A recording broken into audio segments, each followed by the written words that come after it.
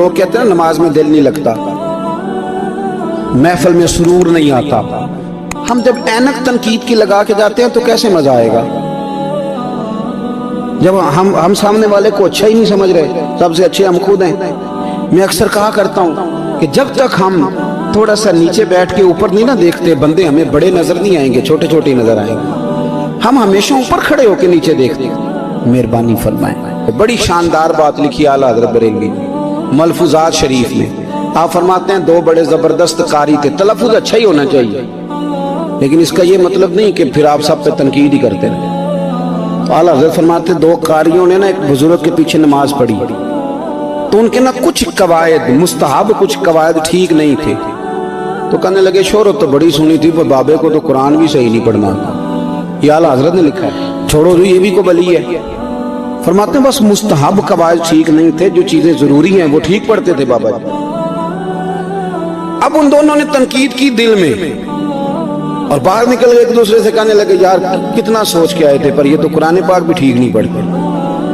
اب موسم تھا تھوڑا سا ایسے ہی معتدل موسم تھا، نہ زیادہ گرمی تھی نہ زیادہ سردی تھی، قریب ایک جھیل تھی، کپڑے اتارے، تہمتیں باندھی اور جھیل میں گھس گئے نہانے کے لیے۔ ایک شیر آیا تو کپڑے اٹھا کے لے گئے۔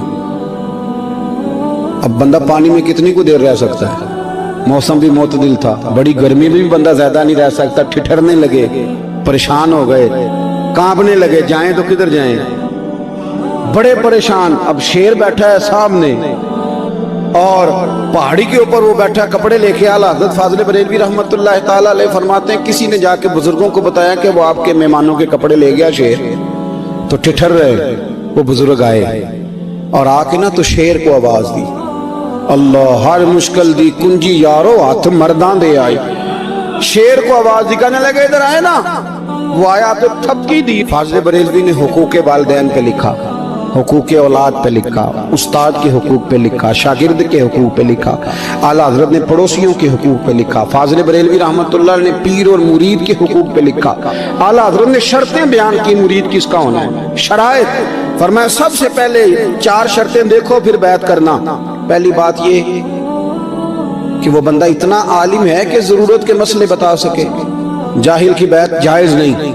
اور دوسرے نمبر پہ فرمایا یہ بھی دیکھو کہ اعلانیہ گناہ تو نہیں کرتا، ظاہری طور پر شریعت کا پابند ہے۔ تیسرے نمبر پر یہ دیکھو اس کا سلسلہ متصل ہے، باقاعدہ کسی سے مرید ہوا ہے، سلسلہ اوپر تک صحیح چل رہا ہے۔ اور فرمایا چوتھا یہ ضرور یاد رکھنا کہ خلیفہ مجاز ہو، کسی شیخ کامل نے اسے اجازت بھی اپنی مرضی سے نہ مان کے بیٹھ گیا ہو کہ مجھے تویز مل گئے ہیں، یہ نہ ہو۔ فرمایا ان چیزوں کو دیکھو اور پھر پوری پابندیاں لگائیں۔ کسی نے پوچھا پیر اور مریدنی کا پردہ ہے؟ تو اعلیٰ حضرت فرمانے لگے نبی پاک کی جو بیویاں ہیں نا وہ مومنوں کی مائیں ہیں، ان کو قرآن نے مائیں کہا ہے، تو اگر اس ماں کا بیٹے سے پردہ ہے تو پھر مریدنی کا پیر سے پردہ کیوں نہیں؟ فرمایا واجب ہے مریدنی کے لیے پیر سے پردہ کرنا، واجب ہے۔ آپ کو ایک بزرگ تھے، انہوں نے اپنے ہاں جلسے پہ بلایا، جب آپ پہنچے تو وہ عورتوں کو ننگے منہ تعویذ دے رہے تھے، آپ نے دور سے دیکھا تو واپس آ گئے۔ وہ دوڑے پیچھے، کہنے لگے مولانا کچھ تو خیال کریں، لوگ کیا سوچیں گے، ایسے چلے گئے۔ تو آپ فرمانے لگے شاہ جی آپ نبی پاک کی شریعت کا خیال نہ کریں تو میں آپ کا خیال کروں؟ شریعت اسلامیہ کا خیال نہیں کر رہے، بے پردہ عورتوں میں بیٹھے ہو۔ وہ کہنے لگے میں توبہ کرتا ہوں، آج کے بعد نہیں کروں گا۔ فرمایا پھر ہاتھ بڑھائیے، پھر میں آپ کے ہاتھوں کے بوسے لیتا ہوں، اس لیے کہ اگر آپ مان گئے ہیں تو پھر ہمارا اختلاف نہیں۔ ساری زندگی دین کی پہرے داری کی۔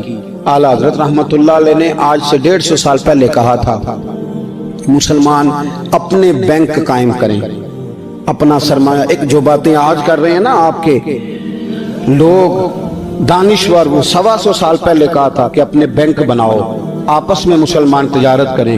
فرمایا اپنا پیسہ ایک دوسرے پر خرچ کرو، غریبوں کو وظائف دو، وہ سارے طریقے اپناؤ جو صحابہ نے اور محبوب کریم نے ہمیں عطا فرمائے۔ مسلمانوں کی فلاح پر انہوں نے بڑا کام کیا۔ وہ زمانہ اقبال پہلے کہا کرتے تھے سارے جہاں سے اچھا ہندوستان ہمارا، پھر اللہ نے توفیق دی تو کہنے لگے نہیں، خاص ہے ترکیب میں قوم رسول ہاشمی۔ اعلیٰ حضرت اسی زمانے سے کہہ رہے تھے نہیں بھائی، جو مصطفیٰ کے غلام ہیں ان کا منصب اور معیار الگ ہے، بڑی محبت سے زندگی گزاری، اللہ سے بڑا ڈرتے تھے۔ سید ایوب علی رضوی صاحب آپ کے خلیفہ ہیں، वो कहते हैं एक छोटा सा बच्चा सुबह सुबह आ गया, कहने लगा हुजूर आपकी कल दावत करनी, आ जाएंगे? आपने फरमाया आ जाऊंगा। कहने लगा मैं यतीम हूँ, बाप मेरा फौत हो गया और मेरा बड़े दिल करता है आपसे मोहब्बत हो गई। फरमाया कब आऊं? उसने कहा कल आ जाना। क्या खिलाओगे? तो चने की दाल उसने झोली में डाली। कहने लगा हुजूर मैं ले आया हूं, रात को भिगाऊंगा, कल आपको खिलाऊंगा। आप बीमार रहते थे, दोपहर को सूजी के बिस्कुट खाया करते थे।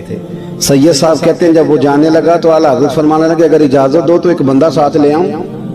कहने लगा ले आओ। फरमाते हैं उसके घर गए तो अंदर बैठने की जगह भी नहीं थी। 1000 किताब के मुसन्निफ, लाखों करोड़ों मुरीदों के पीर, उम्मत मुस्लिमा कितने बड़े लीडर। कहते हैं उसने ना बाहर गली के बाहर दरवाजे के बाहर चटाई बिछा दी। कहने लगा हुजूर अंदर जगह नहीं है, मेरी अम्मा है और आप औरतों से बड़ा पर्दा करते हैं। आला हज़रत बाहर बैठ गए जमीन, इसको कहते हैं लाजपाल पीर। बाहर बैठ गए, वो चने की दाल लाया और बाजरे की मोटी रोटियां। आपको तकलीफ रहती थी पेट में, आप वो चीजें इस्तेमाल नहीं करते थे, पर 1.5 रोटी खाई। खाने के बाद का जाए, कहने लगा नहीं मेरी अम्मा आग जला रही है, चाय पी के जाना। वो चाय आई, जो बंदा सड़क से गुजरता हुजूर जहां बैठने, फरमाया जाओ काम करो, दावत हमारी है तुम्हारी नहीं, जाओ अपना काम करो। वहां बैठ के खाना खाया। जब वापस निकले तो उस बच्चे ने इजाजत दी जाइए। वापस आए तो कुछ चेहरे पे कमजोरी के आसार थे, कुछ तकलीफ पेट में शुरू हो गई। सैयद साहब कहने लगे हुजूर आपने क्या किया, बीमार हो जाएंगे। फरमाने लगे अय्यूब अली यार बीमारी तो ठीक हो जाएगी, पर तूने देखा